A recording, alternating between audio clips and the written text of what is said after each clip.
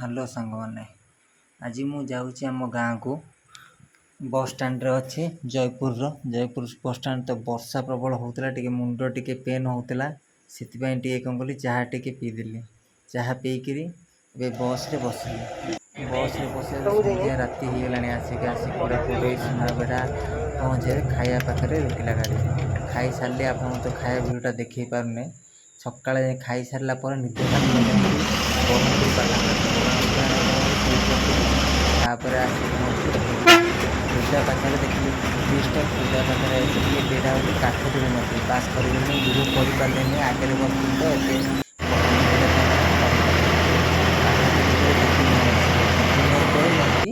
ओम्पी यहाँ हूँ देवी नई देखो यहाँ हूँ देवी नई यहाँ आम घर पटे गले भी यहाँ देवी नई भी पड़ो यहाँ माने ओम्पी सब बड़े यहाँ हूँ आम गाँ रास्ता यहाँ हूँ कटक ओम्पी पाखु पूरा पारादीप पर्यंत आमर ता भितर घर घरे पहुँची आसिली मार्केट कारण घरे आज कहीं नथिले है मो बोर मार थे मो बो को कही कंकड़ा रखीदेवी मो बो कंकड़ा रखीदेकी पलैला मुझे टे हाट को आसती मोटे मार्केटिंग करार काकुड़ी नाक आसली काकुड़ी रेटा पचारा बहुत सस्ता था केजी 20 टଙ୍କା 2 केजी काकुड़ी धरली सारापर मोर घर को जीवी बोली बाहरली घर को गला बेले बाटर कौन है मिलला दहीबरा टे खाइली दहीबरा मैंने बढ़िया लगुता घरे आसी पहुँची गली घरे आसिक तेल फेल सब बहुत थोई दिया कला रोषे कर खाऊ बोलिकी कंकड़ा आनी रखी कंकड़ा भाजी जाता भाजिक मु तरकारी आरंभ करदेली मो बोर मो मार मो भौणीर झील को कई रखापी नहांती बोलिकी सी कई ना पाखे तार एग्जाम थिला से जाइए मार बोर रे से झील को रखी मो भौणीर एग्जाम थिला बोलिकी मुझे एकुटिया केजी कंकड़ा रखी भजार पड़े सका खाई एवं तरकारी कर तरकारी एवं खाइबी राति भी खाइबी खाई सारा पर कौन करी तो किसी भाविनी देखिए माउसी फोन करथिला माउसी घर को जी मन मन लगे रोषे कर भावुची माउसी घर को जीवी बोलिक कंकड़ा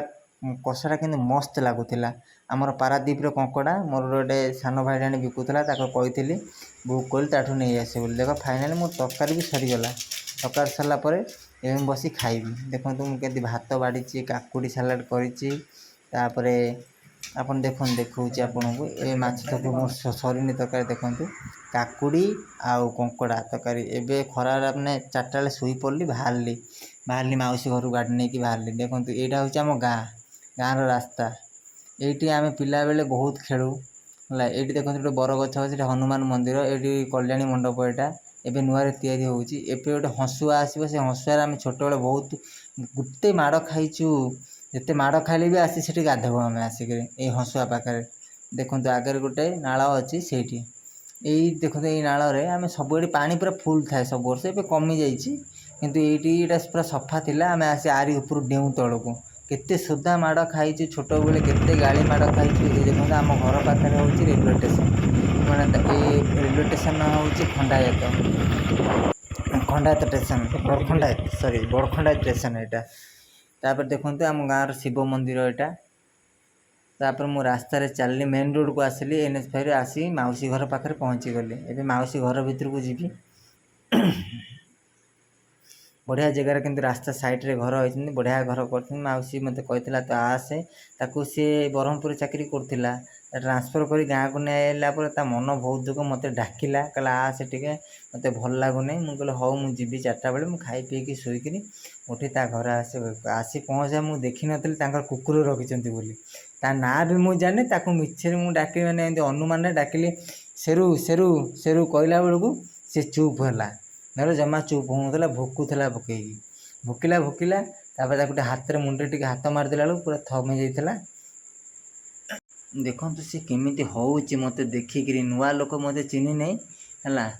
मत सी केमी सी हल बल कि हो देखो फाइनाली सीढ़ी उपरू गले तले से दि जाए रूम भड़ा दि जाए लोक मानू उपर हूँ माउसी रोचे मैंने निज घर तो सी तले भड़ा दिखाई उपर आसिक माउसी रोचे देखला घरे पशिला बेलू कहीं ना लाइट फाइट सब बंद हो घर भितर कहीं ना खोजिली सब घर जा बेडरूम फेडरूम सब ड्रेसिंग टेबुल सब ड्रेसिंग रूम रे भी खोजिली कई कौटी ना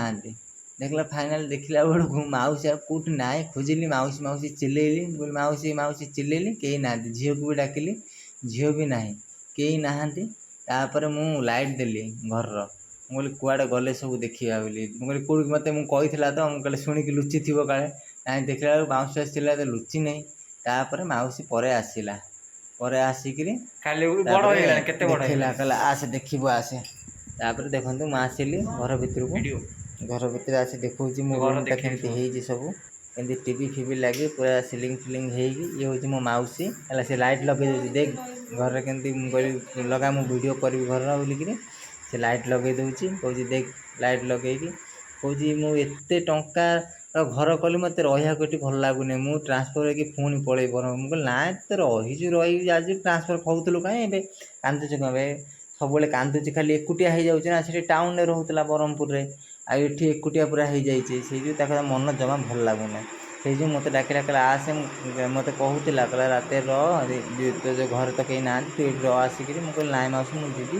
ବାପା ଅଛନ୍ତି, ବାପା ପୁଣି ରାତିରେ ତାଙ୍କୁ ଖାଇବା ପିଇବାକୁ ଦେବାକୁ ପଡ଼େ, କେହି ନାହାନ୍ତି ସାଙ୍ଗରେ। ଆଉ ତାପରେ ସେ ଘରେ ଏକୁଟିଆ ରହିକି ରୋଷେଇବାସ କରି ପୁଣି ସକାଳୁ କାମ, ମୋ ବାପା ରାଜମିସ୍ତ୍ରୀ କାମ କରନ୍ତି ହେଲା, ସେ ପୁଣି କାମକୁ ଯିବେ। ଦେଖନ୍ତୁ କେତେ ସୁନ୍ଦର କରିଛନ୍ତି ସେ ଘରକୁ, ସେ ବହୁତ। ଏଇଟା ହେଉଛି ରୋଷେଇ ରୁମ୍, ଏଇଟା ବଢ଼ିଆ ହେଇଛି, ପୁରା ସବୁ ସୁଇକେସ୍ ଫୁଇକେସ୍ ହେଇକି। ଏବେ କବାଟ ଦେଖନ୍ତୁ କେମିତି ଫିନିସିଂ କାମ ହେଇଛି,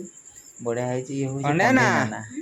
ଇଏ ହେଉଛି କଣ କରୁଛ? ମାଉସୀଙ୍କ ଘରେ, ମାଉସୀଙ୍କ ଭାଣିଜୀ ସିଏ। ଏଇଟା ଦେଖନ୍ତୁ ବାଲକୋନି,